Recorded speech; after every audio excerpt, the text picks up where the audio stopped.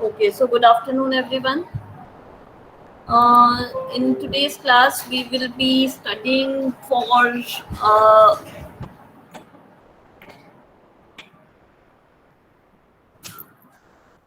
the second hydrometeorological disaster, that is drought. We have started this drought in our previous class, so let's briefly, we will be revising what is drought and then what are the major types of drought, what are the different impacts of drought, and how we are going to, follow different strategies through which we can take care during the disaster of drought. So as I told you in my previous class also, and you all must be knowing in briefly that it is very difficult to predict the phenomena of drought, because like in case of floodings, in case of any kind of other disaster activities, we are able to get some or other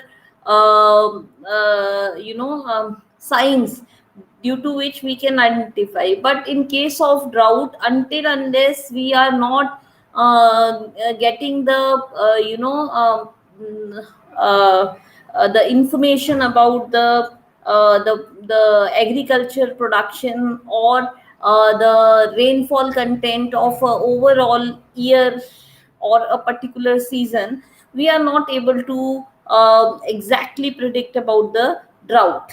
Okay, so in case of drought, it is very difficult to provide a precise and universally accepted definition of due drought, because of the characteristics and the impacts of different regions of the world have different kinds of phenomena. In few areas, due to the lack of rainfall patterns, or due to the varying conditions of rainfall patterns, this kind of phenomena they occur. Okay, human response and resilience and diverse academic perspective also play an important role in prediction of these drought like conditions.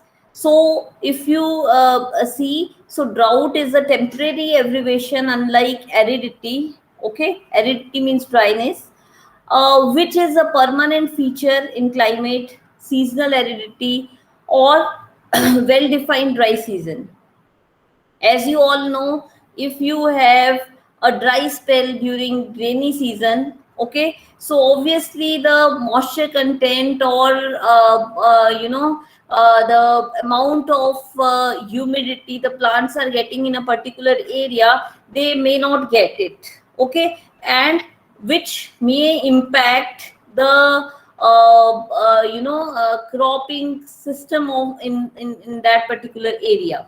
Okay, and if that kind of phenomena that exists for every season, one season, if this kind of phenomena is happening, we are managing through the different kinds of various resources. But if every year there is a shortfall in the rainfall, for example, I can take you example of sustainable development. I will take you towards the sustainable development, that if we have every year increasing number of populations, so obviously the time the population is increasing, obviously they will utilize different resources. And if they are not putting that amount which they are utilizing about different resources, if you talk about water resources, if you talk about forest resources, if you talk about other mineral resources, so if we are not putting that much of effort to regenerate those resources, then obviously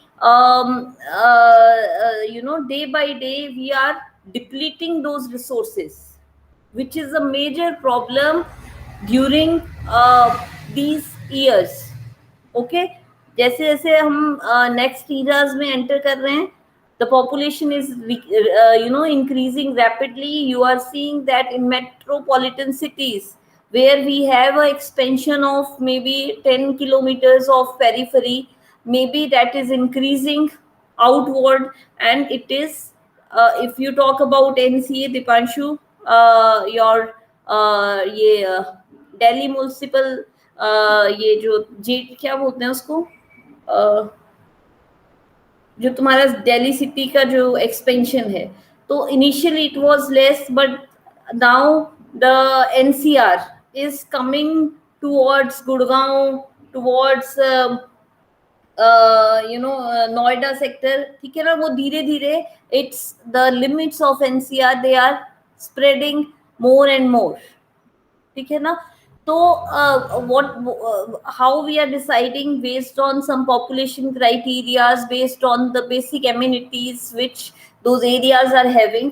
तो उससे क्या हो रहा है कि the major population that is trying to residing into the NCR area, or if you talk about major metropolitan cities, maybe Jaipur, Babu Bazar and all, civil lines, all those kind of areas, they are posh areas of the Jaipur.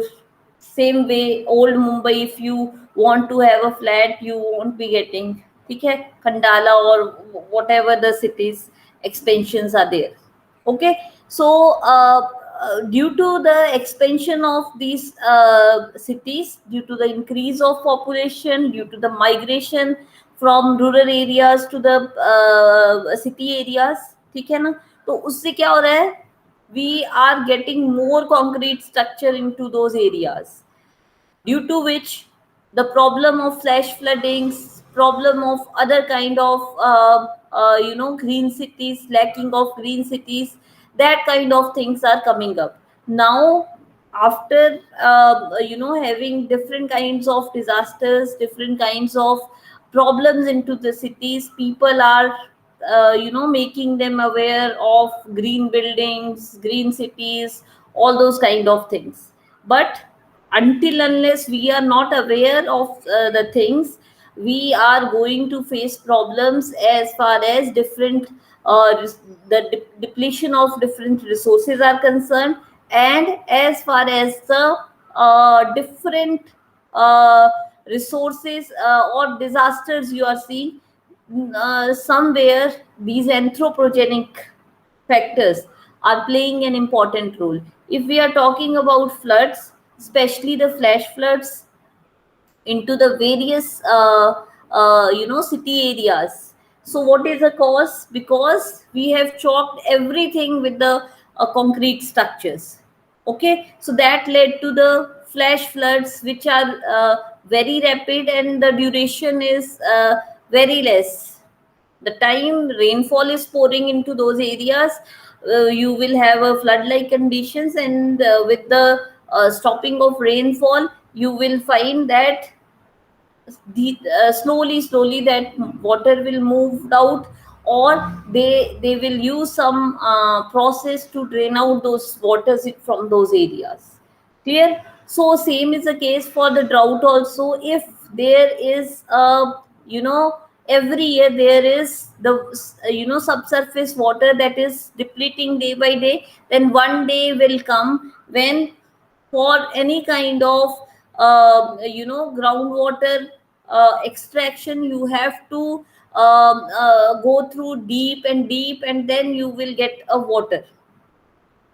Okay, because we are using so much surface water as well as the subsurface water, which is very useful for the maintaining of the moisture content in the land surface. Okay, so if every year we are having a shortfall, so the resources which we have protected for the sustainable management of water, or maybe forest, so that we are depleting day by day, and one day will come that these water resources or forest resources will end, because we are not trying to store that excessive water. We are not trying to go for any kind of water harvesting technique, so that this water which we have harvested during rainy seasons, or in a seasons where we have more water, that we have drained out, and we have not utilized it, and we have led to the drought like conditions in a particular area. Clear? So drought is a temporary abbreviation unlike aridity, which is permanent in feature of climate. Seasonal aridity, well defined in dry season, needs to be distinguished from the drought. Now, here you have to be very sure that whether it is only a dry spell in a particular season and that has not impacted the land surface. Okay, if that dry spell of 2 hours, 2 days, 3 days, 5 days, or a month, it has not impacted on the land or the moisture content of the land, then it may be a dry spell, but it is not pertaining to a drought kind of thing. But I told you that if this dry spell exists for one season or 2 seasons, then it may be going to impact the production of the different resources from that land which we are getting, and that may lead to a loss of productivity. And if there is every time, in every season, loss of productivity, then it may lead to no productivity from that land with the course of time. And if there is no productivity, then it is a kind of drought like area. Okay, and if we have observed this, that this land is producing nothing, then that year may be declared as a drought year for that particular area. Getting my point? So how we will define this aridity? So you have seen that this drought is a very slow kind of phenomena which we cannot predict rapidly. We have to observe some meteorological parameters into those areas, and then we can able to predict that there may be chances of having drought in a particular area based on the rainfall content, based on the humidity, based on the moisture content in that particular area. Clear? So drought is a different from the natural hazards that I have told you already, that it is not rapid in like various hazards. Now we have different types of droughts. So based on different conditions, we can categorize these droughts into 3 major categories. If the drought is basically because of lacking of water content in a particular area, or it is related to the water level in a particular area, then it may called as hydrological drought. If it is related to the temperature in a particular area, or the humidity or other contents which are related to the different kinds of meteorological parameters, then it is maybe called as meteorological drought. So meteorological drought, basically it leads to hydrological drought, and both the conditions, the climatic conditions and the water related conditions, when they club together, they leads to the loss of agriculture productivity. If they are impacting that quality, then it is leading to the agriculture drought. So all these droughts, they are interconnected. Okay, if the meteorological conditions are only has a impact on a particular area, then it may be called as meteorological. If these due to these meteorological conditions, maybe temperature, rainfall, humidity, all these kind of things, they are leading to the, hydrological decrease or water level decrease, surface or subsurface, then it is called as hydrological. And both the conditions, if they are leading to impact the agriculture acreage in that particular area, then it may be called as the agriculture drought. Clear? Now what can be the impacts of drought? Okay, we can have the agriculture drought, where we can have the impacts like many habitats, they are lacking for their foods because there is no this thing, proper vegetation came up in those areas. So the habitats which are dependent for their fodder in various directly or indirectly onto those areas, maybe they are going to get a impact. So that is a general thing. Then we can have the economic impact, because you all know that our economy is based on various agriculture products, rural economy.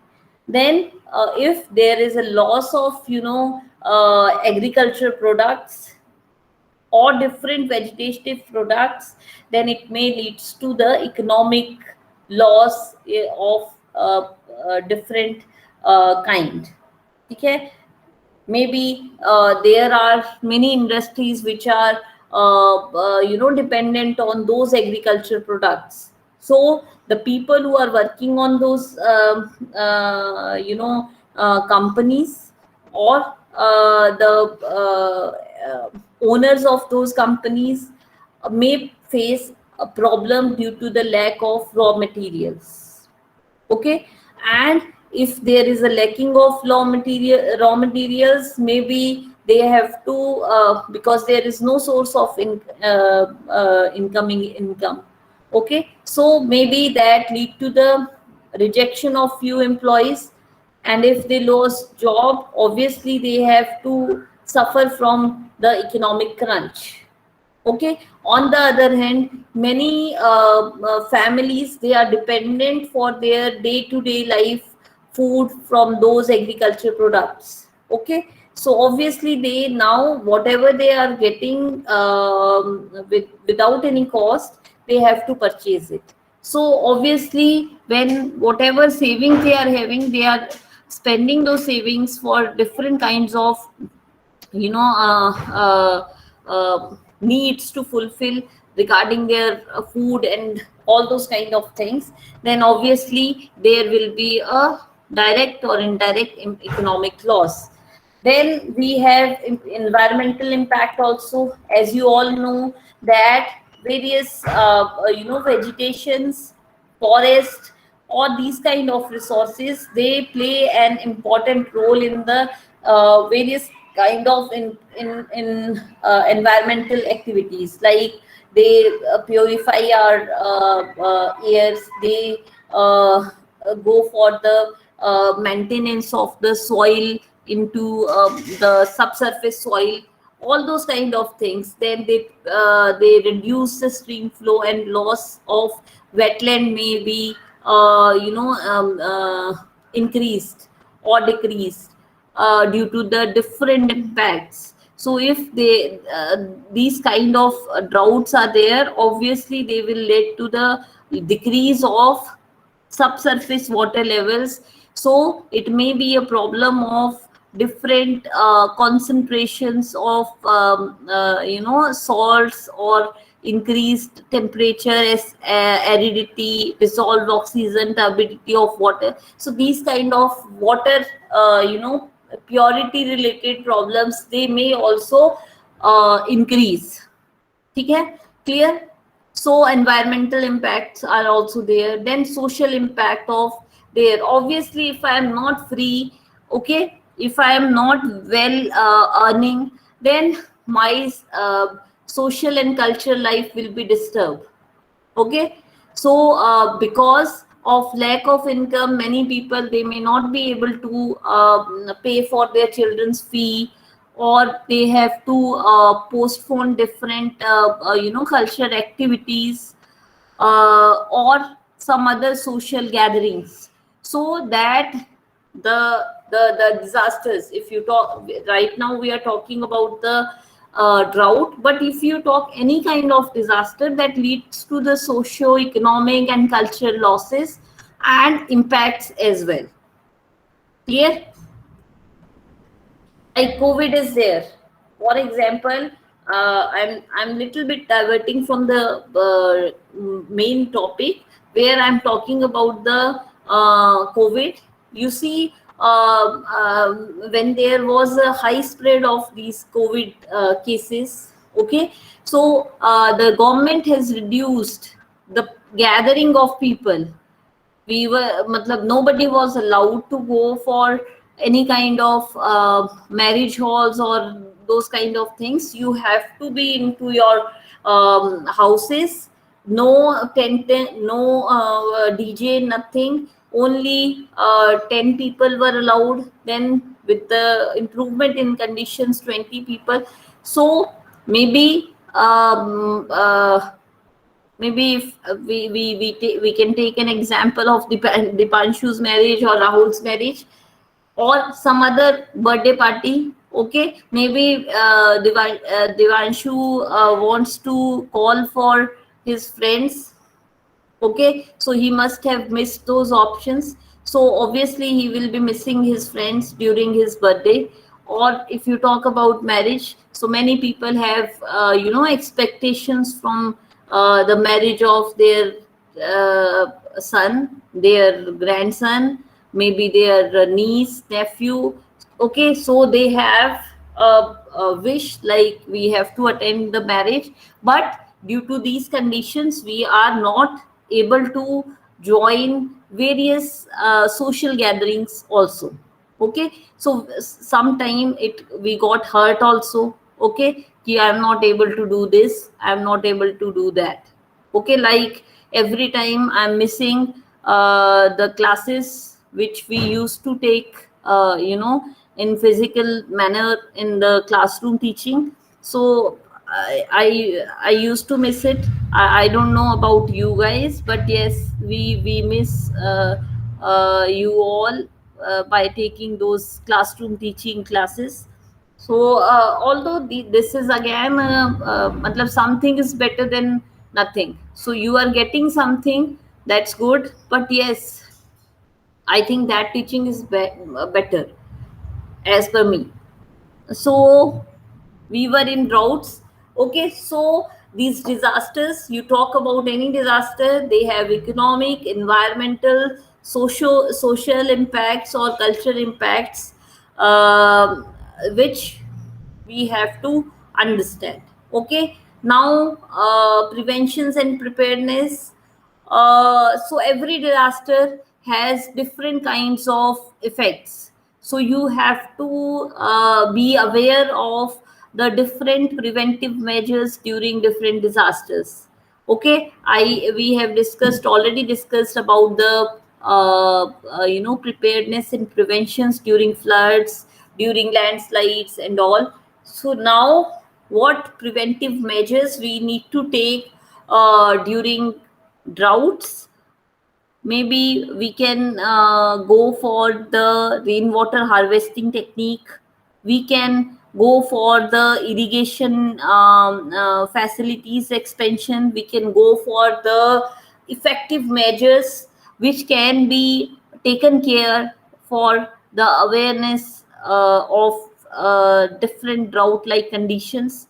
Then we can also go for the public awareness and education about these water harvesting and other kind of irrigation strategies, which through which they can go for the proper management of their agriculture products.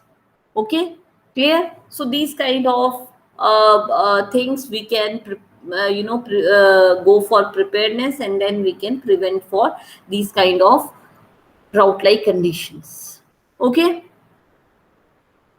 Then the drought prone area delineation, how we can go for the delineation, what are the bases? Like if you take about the rainfall, long term average 30 to 50 years drought, rainfall conditions we take into consideration. And for short term drought assessment, we go for the 5 to 10 years at least rainfall conditions of a particular area. Okay, for example, we need to assess a particular district, what is the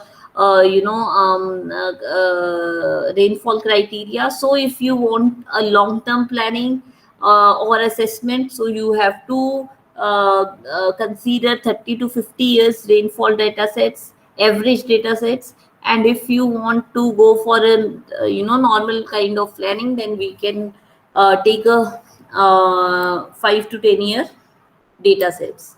Then cropping pattern, at least 3 to 5 years past, you have to take into consideration that what is the agriculture production in 2018, 19, 20, and if this loss in the agriculture production increases while you move from 18 to 19, 19 to 20, 20 to 21, then we may call that there are chances of drought like conditions maybe within 1 year or 2 years. Because if you see a cycle of 3 to 5 years in a particular area or cropping pattern, the amount of production is rapidly decreasing. Okay, so available supplement irrigation, we can go for the assessment of the supplement irrigation sources in a particular area. If there is a shortfall in rainfall, then what are the supplement available resources of irrigation in that particular area? Then we can also go for the satellite derived indicators. You can go for a change direction in a particular area. That if you see 10 years back satellite image, what is the expansion of different land use, land covers in different areas. So we can go for an analysis of 10 years. Soil map also you can see, in that we can analyze the different parameters of soil. Then groundwater availability map, cattle population, fodder demand, socioeconomic data sets, and other data sets. So these all parameters you have to take into consideration while we are assessing the drought like condition in a particular area. Okay, clear? Then how we are going to give a gradation, whether it is a sensitive to rainfall, frequency of occurring drought, and vulnerability to conductivity. So these are different scales on the which we are considering different parameters or different gradings of the intensity of droughts. Okay, whether it is high or low or moderate. Okay, so these gradations everybody they do as per their need. For example, I want very high risk prone area as far as drought are concerned, high, moderate, moderately low, and low. So then I will go for 5 classes. Okay, so this is how we go for the gradation of droughts. Then then we have the monitoring of droughts. Okay, how we are going for the monitoring of droughts. So having delineation of drought prone areas, we go for the different indicators used for the monitoring of drought. For example, we will be taking into consideration the rainfall and the associated weather parameters. Okay, rainfall, temperature, all these things. Obviously, if the temperature will increase, maybe there will be a shortfall in the rainfall. Then the crop health. Okay, based on different models, we will go for the this crop health facilities, then available ground water, and then the mitigation in the community aspect. Okay, this is how we go for the monitoring of droughts. Okay, then we have the various states in India. Okay, so now this is your homework, that you have to use an Indian map and you have to demarcate the various drought prone areas. Okay, like you have some regions of Maharashtra which are every year facing the problem of droughts. You have few areas of Madhya Pradesh, few areas of this south, which are facing continuous problem of droughts. So you now I'm giving you a homework that you have to demarcate those areas. Clear? Now how we can overcome those problems? I told you we have to go for different kinds of water harvesting structures. We have to go for different kind of irrigation strategies to be built up. That is how we can control these drought like conditions. Okay, clear? The next phenomena, which are hydro meteorological based disasters, in which we will be studying in the upcoming classes, the cyclonic phenomena, the cyclones, and then the avalanche. Okay, so all these are hydrometeorological disasters. So with this I will be ending my today's class. If you have any doubts in droughts, you can ask me now, or otherwise we can also discuss in the next or upcoming classes.